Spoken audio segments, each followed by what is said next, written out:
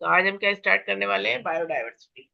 तो बायोडाइवर्सिटी है क्या चीज? It is a degree of variation of life form. सही है। अब इस डिग्री ऑफ वेरिएशन में हम क्या क्या चीजें इंक्लूड कर लेंगे बेटा? The number and range of ecosystem and habitat. अब जितने भी इकोसिस्टम हो जाए, चाहे वो ड्रॉप ऑफ वाटर है, चाहे वो पॉन्ड है, चाहे वो डिचेज हैं, वैलीज हैं, माउंटेन्स हैं, डेजर्ट्स हैं, फॉरेस्ट हैं, there are so many thing. ठीक है ना, ये सब चीजें से इंक्लूड हो गई जितने भी इकोसिस्टम थे सारे के सारे।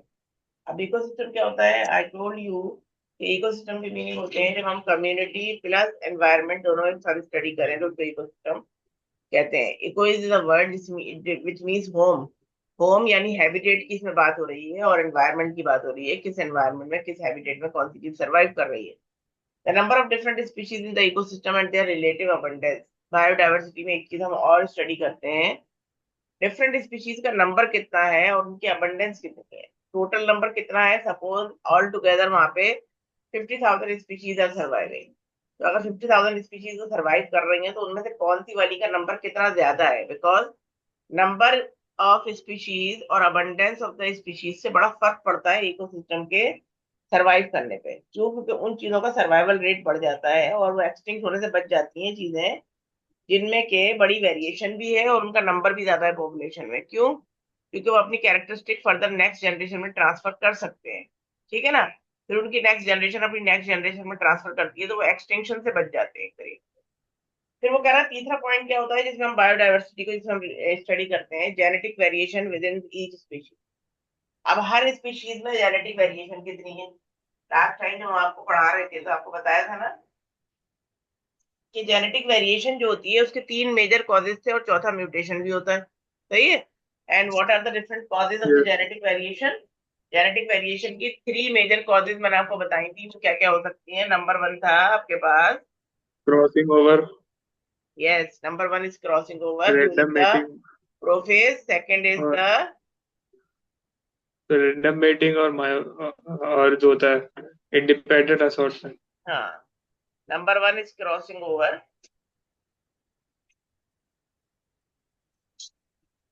Number two is independent assortment,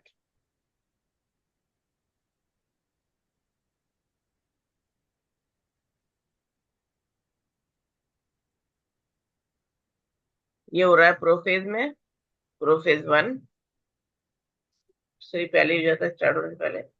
independent assortment होता है मेटाफेज वन में।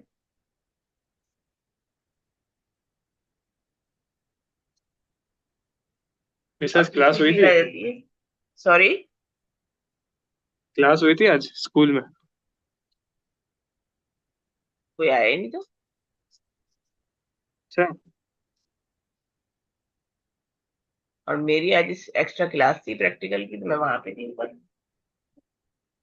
ओके बेटा। अच्छा। तो three major causes of the variation are, number one crossing over prophase one, number two independent assortment is in the metaphase one, and the third one is the random fertilization. Random fertilization के meaning है random mating, the timing of the plant and animals and other things, their fertilization timing when they are random, there may be certain changes and it also causes variations.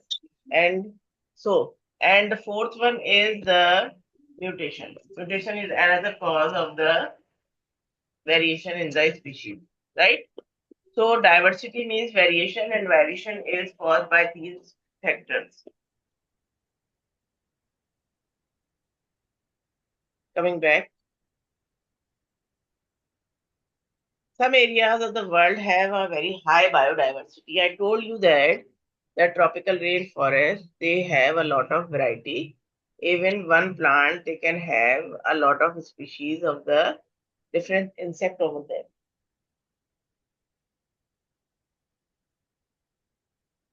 Ecosystem and habitat. Species do not live in isolation. Why they are using this word isolation? Because habitat and the ecosystem, they are actually showing the interdependence of one species over the other. अब interdependence के meaning क्या होते हैं? एक चीज अकेले survive नहीं कर सकती है आइसोलेशन में, तो उसको अपने फूड के लिए, अपने शेल्टर के लिए, अपने सर्वाइवल के लिए, मैटिंग के लिए उसको दूसरों पे सरवाइव करना पड़ेगा। अच्छा, उसमें भी दो तरह के फैक्टर आ जाते हैं। एक वो फैक्टर आ जाते हैं जो कि लिविंग फैक्टर आ जाते हैं, ठीक है ना। और वो लिविंग फैक्टर जो है वो बायोटिक फैक्टर कहलाते हैं, जिसमें बहुत सारी अलाइव चीजें आ जाती हैं। लेकिन कुछ फैक्टर ऐसे होते हैं जो नॉन लिविंग फैक्टर भी कहलाते हैं, और उनका भी बड़ा इंपॉर्टेंट रोल होता है। अब उसमें क्या क्या चीजें आ जाती हैं अपने पास, वो तमाम तर चीजें जो हमारी सराउंडिंग में मौजूद हैं। Like what can be the example of non living factors?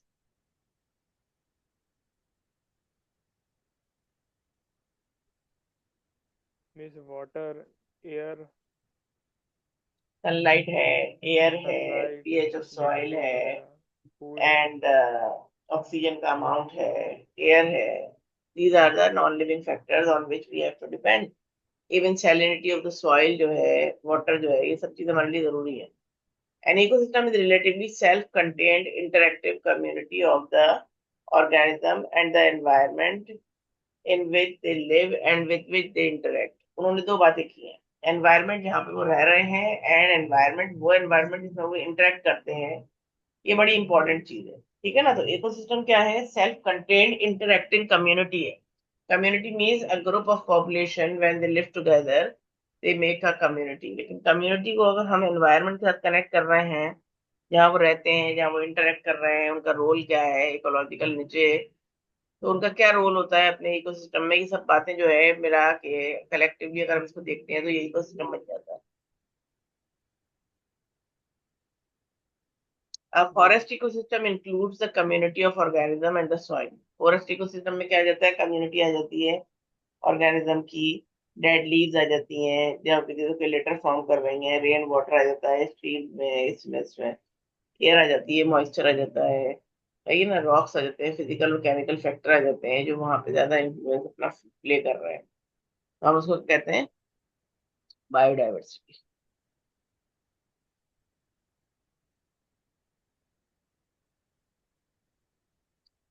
No ecosystem is entirely self contained. अब वो ये वाली बात बता रहा है कि कोई भी इकोसिस्टम इतना सेल्फ कंटेन्ड नहीं है कि वो अकेले अपने आप पे ही सरवाइव कर सके। आपने देखा होगा फूड वेब में भी, अपने ओ लेवल में हमने पढ़ाया था आपको कि एक बार दफा एक ही लिविंग ऑर्गेनिज्म जो होता है वो बहुत सारे अदर एनिमल्स का फूड हो सकता है।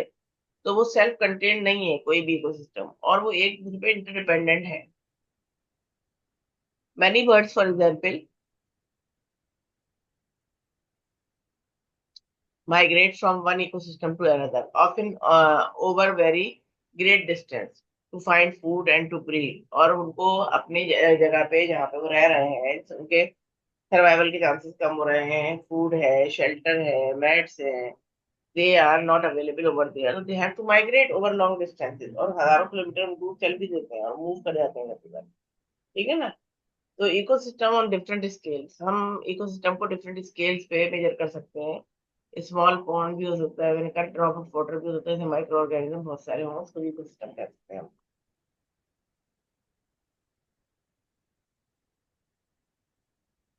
The organisms in the pond community are therefore very different from those of surrounding ecosystem। अब पॉन्ड की जो कम्युनिटी है उसके अंदर जो एनिमल्स हैं, जो प्लांट्स हैं, उनका जो है एनवायरमेंट डिफरेंट है as compare to other plants और other animals. Some ecosystems like tropical rain forest, coral reef जो है वो बहुत कॉम्प्लेक्स इकोसिस्टम होते हैं, बिकॉज उनके अंदर एक दूसरे पे, दूसरे तीसरे पे, तीसरे चौथे पे, वापस चौथा जो है पहले पे, और पहला जो है आठवें पे, इस तरह से वो इंटरडिपेंडेंट होते हैं, they make a web like structure. Some ecosystem tropical rain forest and coral reef. अच्छा, अर्थ के ऊपर ट्रॉपिकल रेन फॉरेस्ट, यहाँ पे हर वक्त रेनफॉल होती है, हीट अप बहुत हुआ हुआ होता है क्योंकि रेनफॉल, वो ट्रॉपिकल जो एरिया है ट्रॉपिकल रेन फॉरेस्ट वाला, वो पूरी बेल्ट जो है it is very close to the sun, that is why. और सनलाइट क्लोज तो नहीं कह सकते उसको, sunlight is directly hitting the earth on equator, that is why they are very hot places. अब एक तो हीट बहुत ज्यादा है वहां पे, तो वेपोरेशन बहुत ज्यादा तेजी से होती है। दूसरी बात ये है कि वहाँ डेली बेसिस पे अगर रेनफॉल हो रही है तो मॉइस्चर भी बहुत ज्यादा है, और ये दो चीजें चाहिए प्लांट को अपने सर्वाइवल के लिए। तो इस वजह से वो प्लांट वहां पे बहुत ज्यादा सर्वाइव करते हैं। तो वो ये कह रहा है इकोसिस्टम अगर देखते हैं सबसे ज्यादा अबंडेंट कहाँ पे है और रिच इकोसिस्टम कहाँ पे है, जहाँ बहुत ज्यादा वैरायटी नजर आ रही है हमें, वो दो ही जगह पे मिलेगा। कौन कौन सी जगह है? नंबर वन वो मिल जाता है ट्रॉपिकल रेन फॉरेस्ट में, और दूसरा मिल जाता है समंदर में, अगर हम देखते हैं पानी में अगर हम देखते हैं तो कोरल कोरल रीफ रीफ। शक्ल में मिल जाता है, ठीक है ना। इसी तरीके से वो जो कह रहा है ये बहुत ज्यादा कॉम्प्लेक्स इकोसिस्टम है। लेकिन अगर हम डेजर्ट की बात करते हैं, सैंडी डेजर्ट की, जो जहाँ पे आप फ्यू स्पीशीज है जो कि सर्वाइव कर रही होती हैं हार्डली, उनका इकोसिस्टम बड़ा सिंपल सा होता है। अब वो कह रहा है हैबिटेट क्या चीज है, habitat and nature. Please I am giving you 1 minute, please go through this.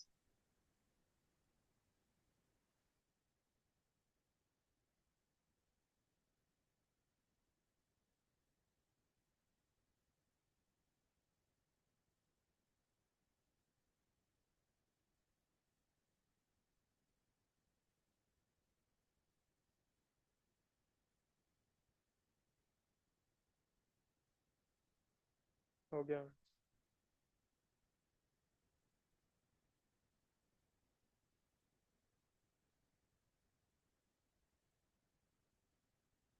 पढ़ लिया मिस।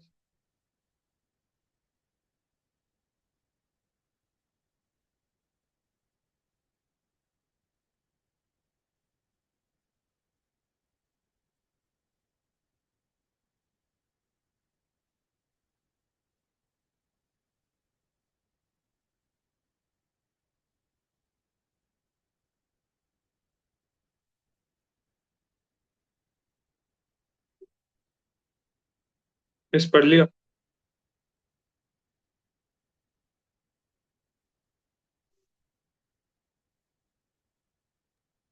ओके, क्या पढ़ा उसमें?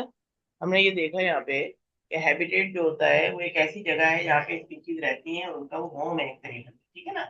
और इकोलॉजिकल नीचे क्या होता है, नीचे नाइच भी कह सकते हैं आप इसको।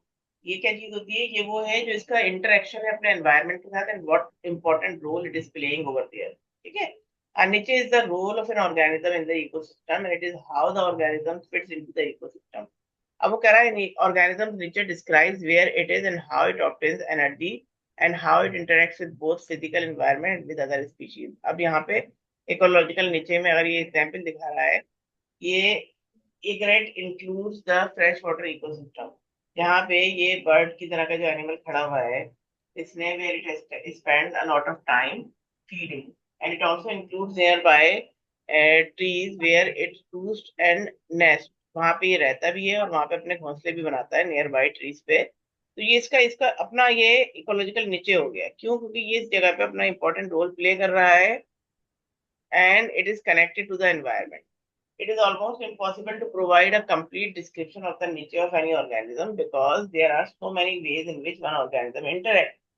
अब वो ये कह रहा है यहाँ तो बहुत सारे तरीके हैं जिनकी वजह से इंटरेक्ट कर रहे हैं वो ऑर्गेनिज्म अपने एनवायरनमेंट के साथ, ठीक है ना। कोई अपने प्रेडेटर के साथ कनेक्ट कर रहा है, कोई प्रे के साथ कनेक्ट कर रहा है, कोई जो है किसी चीज को बैलेंस करने के लिए यूज हो रहा है, एनवायरनमेंट में कोई चीज बैलेंस से रखता है वो, ठीक है ना। किसी एनिमल के पर्टिकुलर एनिमल के नंबर को इंक्रीज नहीं होने देता, उसको खा जाता है वो, प्रेडेटर है इस वजह से। तो ये कह रहा है उसका रोल हम एक तरीके से डिफाइन नहीं कर सकते किसी भी चीज का। अब आ जाते हैं हम स्पीशीज डाइवर्सिटी। स्पीशीज डाइवर्सिटी क्या होती है? स्पीशीज में ना बहुत ज्यादा ग्रुप ऑफ ऑर्गेनिज्म होता है जो कि जब एक जगह पे एक साथ रहते हैं, इंटरब्रीड करते हैं, तो अपना फर्टाइल ऑफस्प्रिंग पैदा करते हैं, and they are reproductively isolated from other species.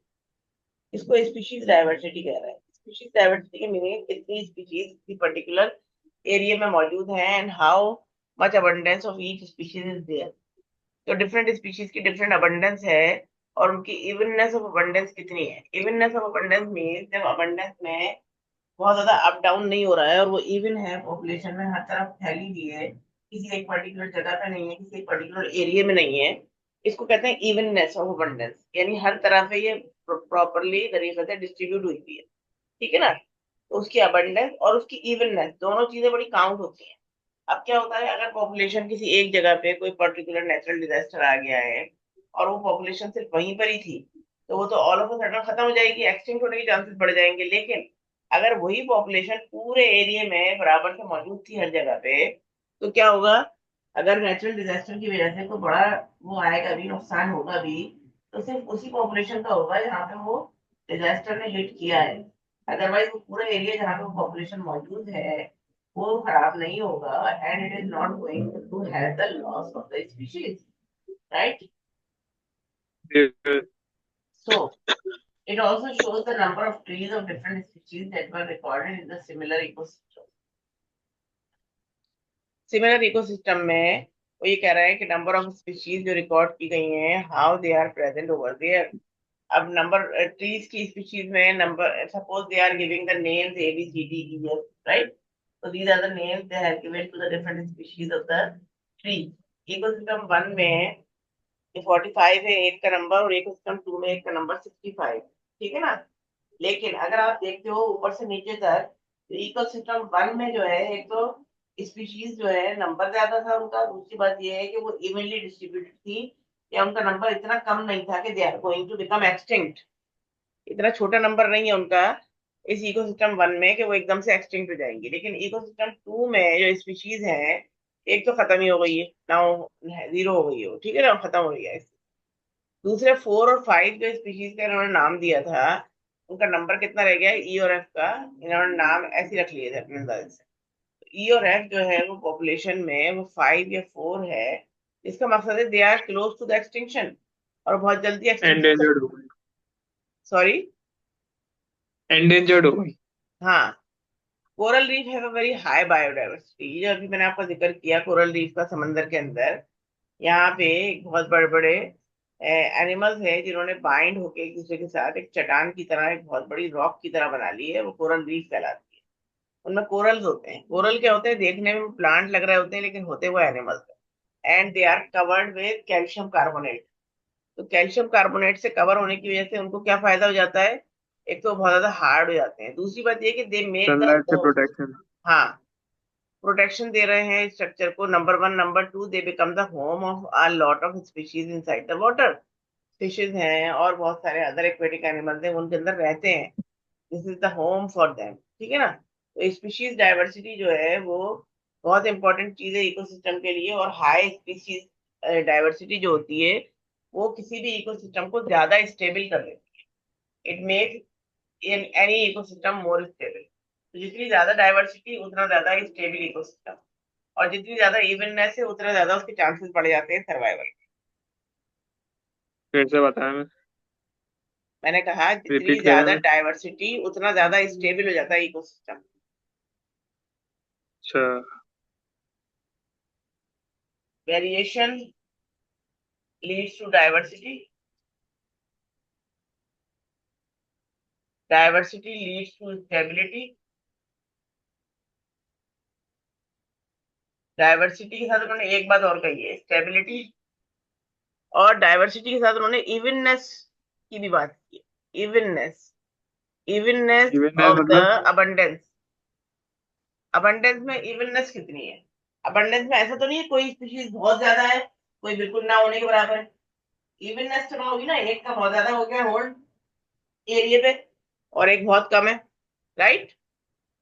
तो इस वजह से क्या जी। होता है, वो ये कह रहा है इवननेस नहीं है तो भी उसके एक्सटिंक्शन के चांसेस बढ़ जाते हैं, बिकॉज अगर किसी तरफ वो पॉपुलेशन बहुत ज्यादा है, कम है, और दूसरी पॉपुलेशन एकदम से बढ़ रही है, तो फिर वो शॉर्टेज ऑफ फूड होने के चांसेस भी रहते हैं और कंपटीशन बढ़ने के चांसेस रहते हैं।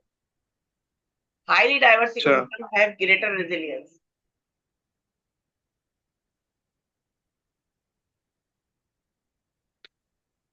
रेजिलियंस मतलब। रेजिस्टेंस शो करते हैं, इतना जल्दी खत्म नहीं हो सकते। दे कैन रेजिस्ट द अच्छा। Changes of the environmental factor. हाँ, उसमें फूड चेंज होती है, वो कॉम्प्लेक्स होती है।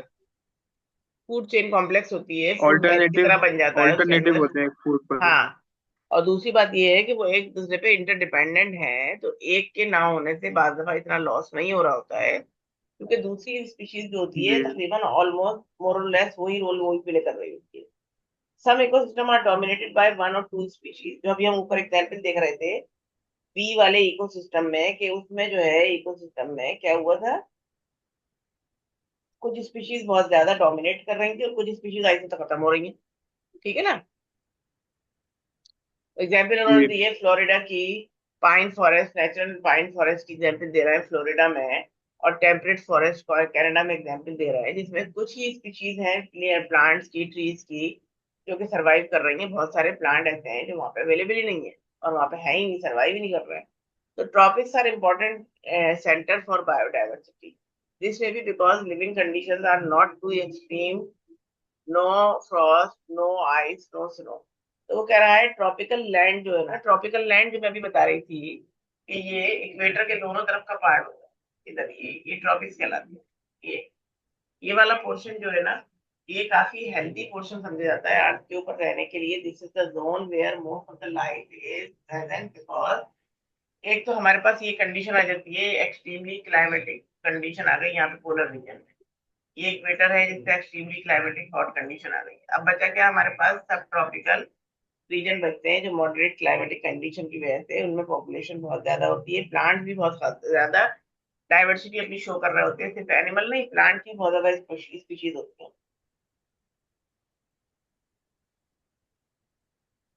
जी। Now they have given another example in the third paragraph. The tropic are important center for biodiversity. जब भी हमने बताया था आपको, this may be because living conditions are not too extreme, right? And they have said that there is no ice, no frost, and not extremely hot, not extremely cold situation. For example, there are about 1,500 species of birds in Central America, but only 300 in the northwest territories of Canada. Genetic diversity.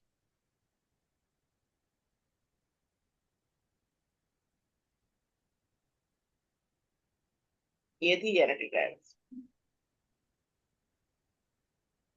Genetic diversity क्या होता है, अभी हमने species diversity की बात की, ठीक है ना, कि स्पीशीज कितनी है, कितनी अबंडेंट है, और कितनी इवननेस है उनकी डिस्ट्रीब्यूशन में, कितना वो बराबर से हर जगह डिस्ट्रीब्यूट हुई हुई है, या कहीं ऐसा तो नहीं है कि किसी जगह पे बहुत ज्यादा है, किसी जगह पे बहुत कम है, तो उसमें इवननेस शो नहीं होगी, ठीक है ना।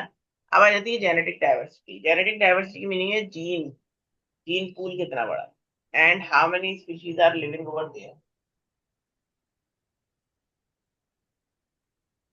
And how rich their gene pool is. So all the individual of the species have the same gene. तमाम तरह इंडिविजुअल जो होते हैं एक ही स्पीशीज के, उनके पास सबके पास सेम जीन होती है, लेकिन एलएलए तो डिफरेंट होते हैं ना।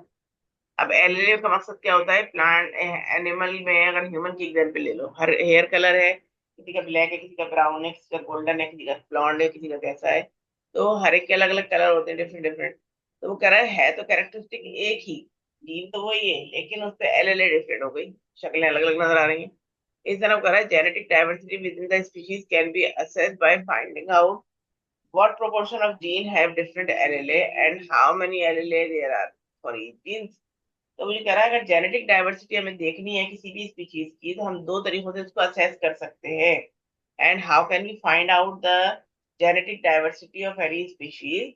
Number one, what proportion of gene have different allele, उसमें कितना प्रोपोर्शन जो है जीन का उनमें डिफरेंट एलेले है, और अगर एलेले है तो कितनी एलेले है हर gene, right.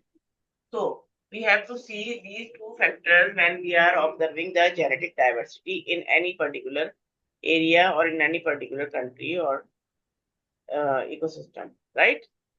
Go through this paragraph. I'm giving you 1 minute. This one, and tell me what they are saying here.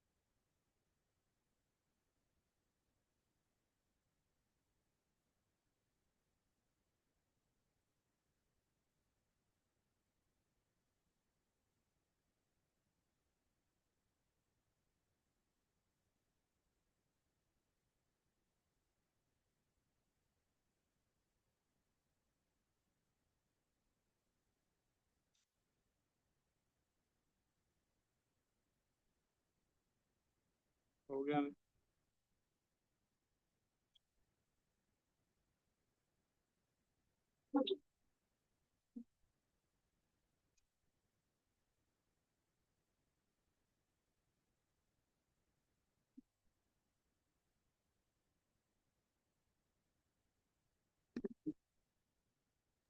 जी, पढ़ लिया।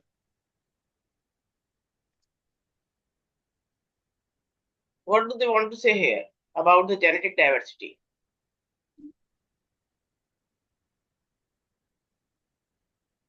मीन्स हर जगह का अलग क्लाइमेटिक कंडीशंस होती हैं, वहाँ के हम्म, बायोटिक फैक्टर और वो बायोटिक फैक्टर चेंज होते हैं, जिसकी वजह से एनिमल्स अडेप्ट करने के लिए उनमें जेनेटिक वेरिएशन आ जाती है।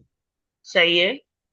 तो हम ये कह सकते हैं कि उनके बायोटिक और एबायोटिक कंडीशन जो हैं और they vary due to which they adapt to the surviving condition, ठीक है ना, और उस एडेप्टेशन की वजह से उनके अंदर ये चेंजेस आती है। Like they are including the different factors here, और कौन कौन से फैक्टर की बात कर रहे हैं वो उन्होंने नंबर वन कंपटीशन की बात की है। They talked about the competition here के बायोटिक फैक्टर है, एबायोटिक फैक्टर है, here you can see. They talk about the diversity is important in providing population with the ability to adapt. Adapt means वो अपने आप को वहां रहने के काबिल बनाते हैं। To changes in the biotic and abiotic factor. अब दो फैक्टर आ गए यहाँ पे, एक एबायोटिक फैक्टर आ जाते हैं और एक बायोटिक फैक्टर आ जाते हैं। सच फैक्टर्स इंक्लूड कंपटीशन, अब उसमें कंपटीशन आ जाता है within the species. Some time intra specific आ जाता है, सम टाइम इंटर स्पेसिफिक आ जाता है। इंट्रा स्पेसिफिक मीन्स होता है within the species competition हो रहा है विदिन फॉर एनीथिंग, स्पीशीज। ठीक है ना, फॉर फूड शेल्टर मेट। और समटाइम इंटर स्पेसिफिक भी हो सकता है ये कंपटीशन। इवेडिंग न्यू प्रेडेटर्स, ये प्रेडेटर को किस तरह से बचना है उनसे। Resisting new strain of disease, ये किस तरह से अपने आप को प्रिवेंट कर रहा है डिजीज से या रेजिस्ट कर रहा है उन चीजों को। चेंजेस इन द टेम्परेचर को किस तरह से वो फाइट कर रहा है, सैलिनिटी है, ह्यूमिडिटी है, रेनफॉल है, ये सब ये बायोटिक फैक्टर आ जाते हैं हमारे पास, सही ना। बायोटिक फैक्टर में कंपटीशन आ गया है और प्रेडेटर्स आ गए हैं और डिजीजेज आ गई हैं। एबायोटिक फैक्टर में टेम्परेचर आ गया, सैलिनिटी आ गई, ह्यूमिडिटी आ गई, रेनफॉल आ गया।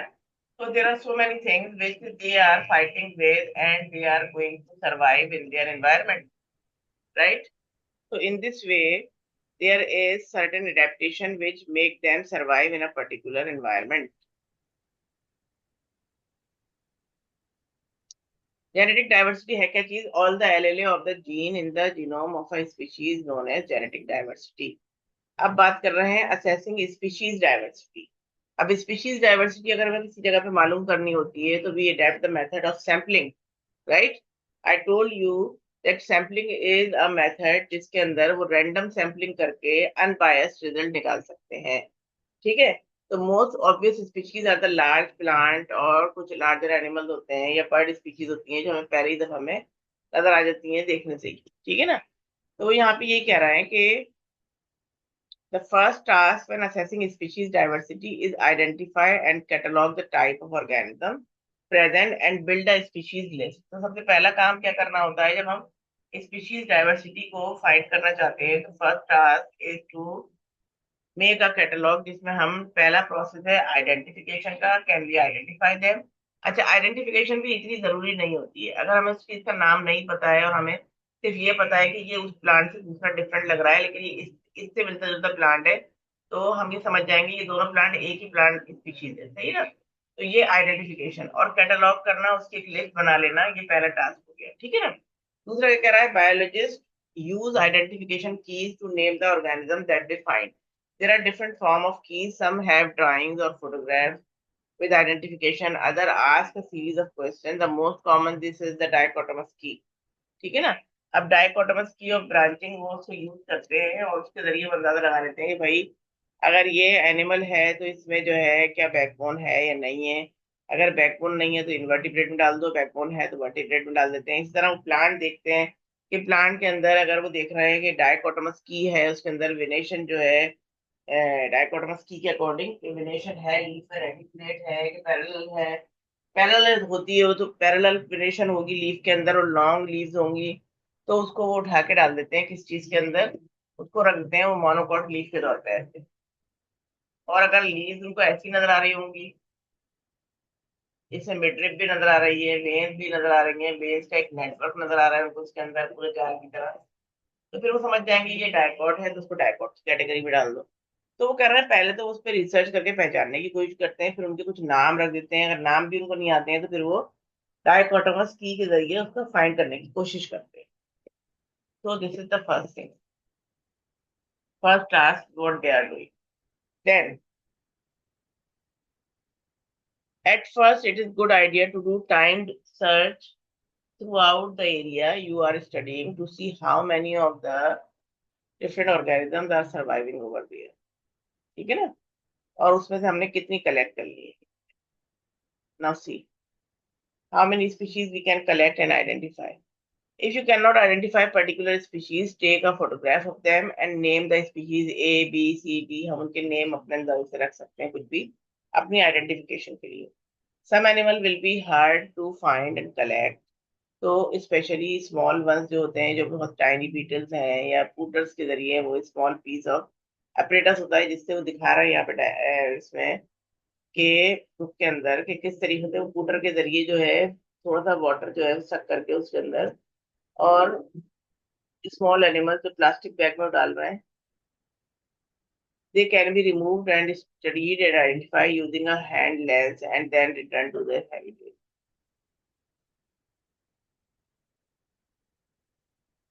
स्कूटर के जरिए छोटे छोटे एनिमल को सक करके उसके अंदर लेके ट्यूब के अंदर और ले जाते हैं लैब में, उसको स्टडी कर रहे हैं.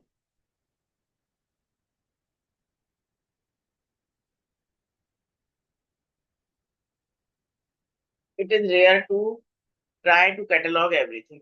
अब जाहिर बात है इंसान को जो भी चीजें नजर आ रही हैं, हम हर चीज को उसकी लिस्ट आउट नहीं कर सकते, उसकी कैटलॉग नहीं बना सकते. In an area of the grassland और woodland you might choose to concentrate on one or two groups such as flowering plant or insect on a rocky shore.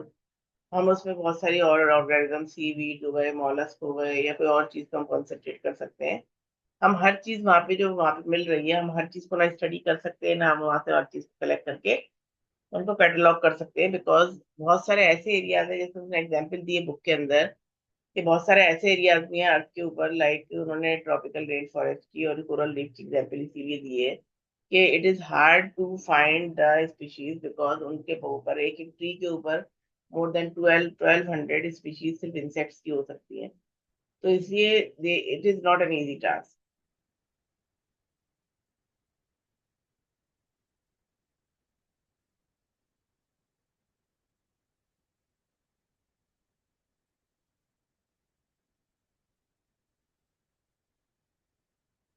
Now what sampling is.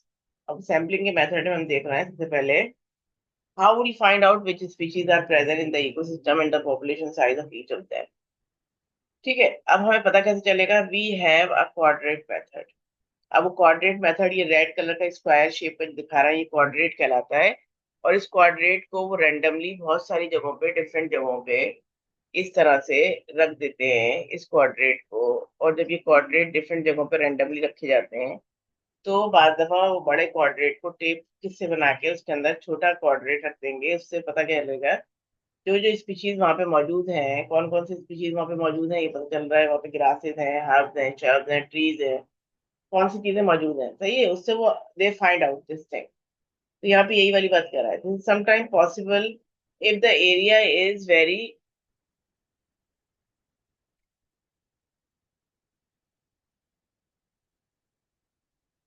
Uniform और some time it is very difficult for the human to reach in these areas. सही है ना? तो अगर कोई uniformity नजर आ रही है वहां पे, तो पता चल सकता है कि भाई इस पॉन्ड में, इन डिचेज में, या इस डेजर्ट में, इस फॉरेस्ट में हमें क्या चीज नजर आ रही है, क्या नजर नहीं आ रही है. ठीक है ना? लेकिन इवननेस नहीं है, और अगर हम जा नहीं सकते उन एरियाज में, पहुंच ही नहीं सकते हैं, तो फिर बहुत डिफिकल्ट हो जाता है इनकी सैम्पलिंग करना. अब वो कह रहा है रैंडम सैम्पलिंग में क्या हो सकता है. रैंडम भी हो सकती है, सिस्टमैटिक भी हो सकती है सैम्पलिंग. अब रैंडम सैम्पलिंग में इस तरह के कोऑर्डिनेट जो होते हैं वो रख दी जाते हैं randomly at different places. Right? अब जो डिफरेंट प्लेसेस पे वो रैंडमली रख देते हैं ये कोऑर्डिनेट, इससे क्या होता है, बायस नहीं होता है वो डेटा. अब बायस की मीनिंग क्या है, हम अपनी जगह पे किनारे पे खड़े होके, समंदर के किनारे पे खड़े होके, अपने आगे सामने सामने जो पूरी पट्टी की तरह बेल्ट नजर आ रही है हमें शोर पे, सी शोर पे, हमने सिर्फ वहां पे सैंपलिंग कर ली है और हमने कह दिया बस यही इतना ही काफी है और हमें सिर्फ इतना पता चल रहा है ये चीज. या हम अगर फॉरेस्ट में गए हैं तो फॉरेस्ट में सिर्फ बाहर ही बाहर खड़े होके हमने अंदाजा लगा लिया 1-2 मीटर अंदर जाके कि भाई यही वाले प्लांट इसमें होते होंगे. हमें नहीं पता कौन से फॉरेस्ट में अंदर जाके या किस किनारे पे या सेंटर में कौन से प्लांट ज्यादा है, कौन से कम है, कहाँ जाके उसके अंदर इतनी वेरिएशन आ जाती है. तो इस तरह की जो बायस्ड होती है सैम्पलिंग, वो अलग तरीके की होती है. ठीक है ना? एक होती है रैंडम सैम्पलिंग. अब रैंडम सैम्पलिंग में वो कह रहा है कि उन्होंने रैंडमली क्वाड्रेट्स को रखे हैं and they have taken the samples of the different places. सही है। अब क्वाड्रेट क्या हो सकता है? क्वाड्रेट कोई फ्रेम हो सकता है, कोई टेप हो सकता है, कोई रोप हो सकती है, कुछ भी चीज हो सकती है। So they find out the,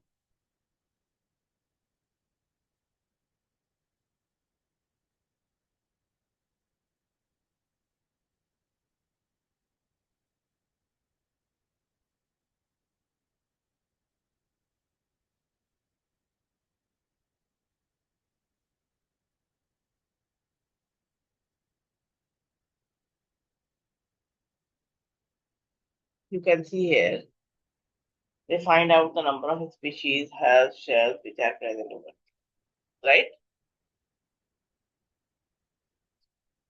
network का इशू हो रहा है, तो वो पिक्चर्स वगैरह डायग्राम जरा क्लियर नजर नहीं आ रही हैं। I hope you can see them now. Yes.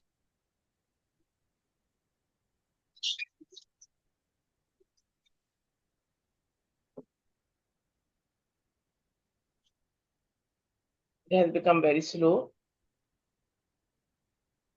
Class has ended. Join again.